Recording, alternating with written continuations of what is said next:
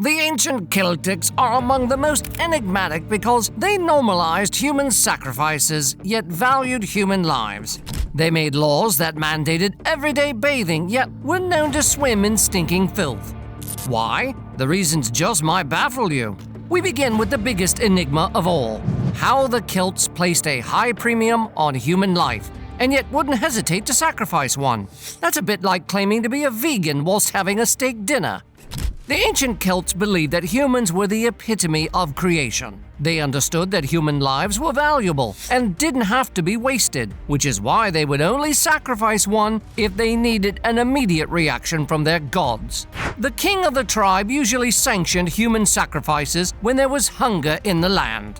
However, their gods wouldn't just accept any old human sacrifice. Oh no, the body must be tortured in an elaborate ritual to deserve their attention and mercy. And it wasn't just a simple, off-with-their-heads kind of sacrifice either, while reciting some incantations. No, their gods were much more demanding than that. Suffice it to say, it was not a pretty sight. A few years ago, in the Republic of Ireland, archaeologists discovered 3 bodies thought to have been sacrificed to any of the over 200 Celtic gods. The bodies, nicknamed Cashel Man, Croghan Man, and Cloney Cavan, bore several marks of torture that proved to the archaeologists that the Celts meant business. Human sacrifices were brutal due to the belief that such significant offerings were necessary to appease the gods. This brutality reflected the seriousness in which these societies approached their rituals and the perceived necessity of offering a valuable sacrifice to gain favor or avert disaster. The violence of these acts also served to underscore the power of the divine and the Druids who meditated these interactions.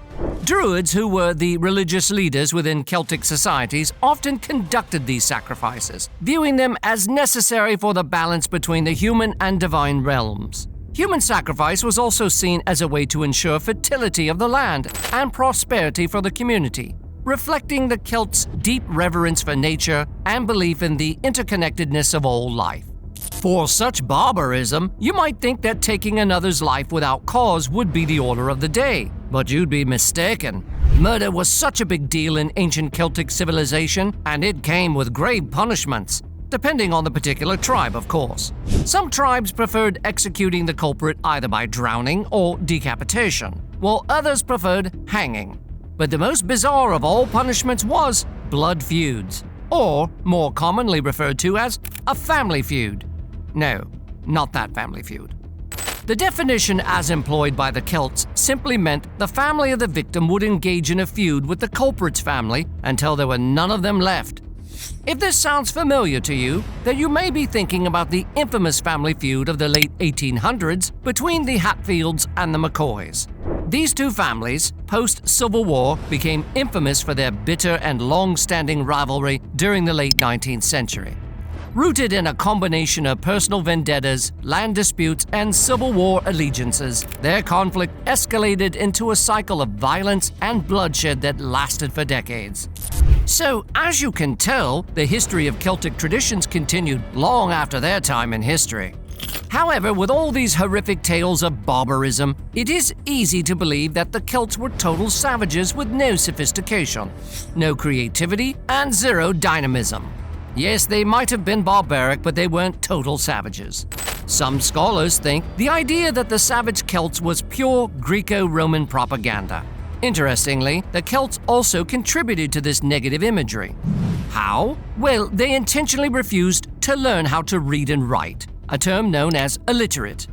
So obviously they didn't write their own history. The Celts refused to pen their culture and tradition because that would leave them prey to their enemies. Thus, they enshrouded them in mysteries and transmitted them orally through special religious figures known as Druids.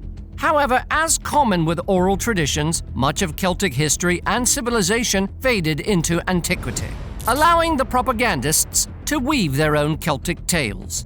The ones we have today are records from Greek and Roman historians who might have intentionally skewed the stories to muddy the Celtic civilization. But if we know anything about the ancient Celts, it is that they revered women and allowed them to climb up the social ladder freely. Queens like Boudica of the 6th century CE show that the Celts had women leaders, which baffled ancient Greece and Rome. Boudica was no ordinary queen. She was a warrior whose sword licked the heads of Rome's most revered army generals. The mere mention of her name struck fear into the hearts of her enemies, and many Roman soldiers took flight at her sight. Now, telling the full story of how Queen Boudica marshaled demoralized Celtic men and turned them into fierce combatants that massacred 70,000 Roman soldiers would require a separate video. But if you're itching to hear it, I'm ready to tell it. So comment below if you'd like to see it. Meanwhile, one favorite wartime hobby of the Celts was head hunting. Yes, you guessed right. Head hunting literally means hunting for heads. Once they slew their enemies on the battlefield, the Celts went about decapitating them and collecting the heads as trophies. Usually these heads were nailed to the walls of homes or dangled on horses as a show of bravery and resilience. The more heads you collected, the more respect you earned in your community. So was this an early form of home decorating since there were no Target stores available? But aside from their obscurities and bizarre hobbies, the Celts were pretty organized, pristine, and structured. They were among the first civilizations to construct an intricate trade network that began near the source of the Danube River and spread across Europe by 450 BC. Their famous tin road started in Massilia, modern-day France, through Britain, and the Moravian Gate in modern-day Czech Republic to Gdansk in Poland. The trading post became the envy of the Roman world, and their luxury goods attracted all and sundry. Many people like to imagine the Celts as filthy, stinky, haphazard people who cared little about personal hygiene. But that isn't exactly true. You see, the Celtic tribes were so numerous that their culture varied. While some tribes might have cared less about their appearances, others did. In fact, archaeological excavations have uncovered hairpins, combs, mirrors, and hollow golden balls used to hold the hair in place. But what might surprise you is that the Celts actually took their baths and were the first to introduce soap to the Romans. Yes, I was surprised when I learned that too, given that Hollywood has always portrayed them as people who hated water. Oh, and need I add that bathing in the evening was mandatory for some tribes?